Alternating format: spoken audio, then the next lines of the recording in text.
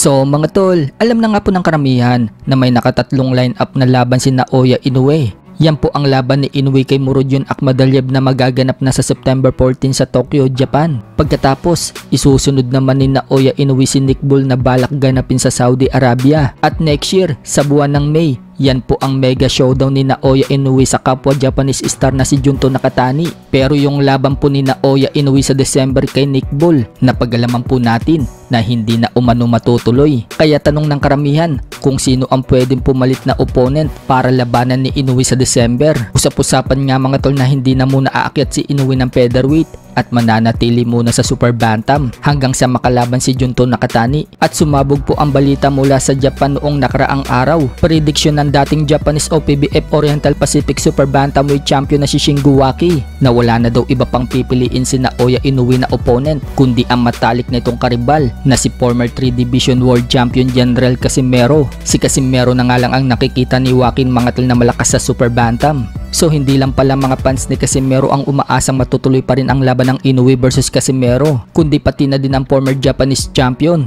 Ngayong October mga tol, maaalis na ang isang taong suspende ni Casimero sa Japan, kaya maaari na siyang muling lumaban sa Japan. Kaya yung sinasabing December, pwede na ulit siyang lumaban sa Japan. Pero ang malaking tanong lang dyan mga tol, papayag kaya ang kampo ni Inoue na ipalaban itong si Inoue kay Casimero? Kung si Inoue kasi ang tatanungin, payag itong palagan si Casimero. Pero yung handler ni Inoue, alam naman po ng karamihan mga tol na ayaw na itong ipalaban si Inoue kay Casimero. Dahil lang kasi ng handler ni Inoue, unprofessional boxer daw itong si Casimero. Dahil nga sa nag-overweight si Casimero sa nakaraang laban na ito sa Japan. Pero malay natin, baka biglang pumalag itong kampo ni Inoue.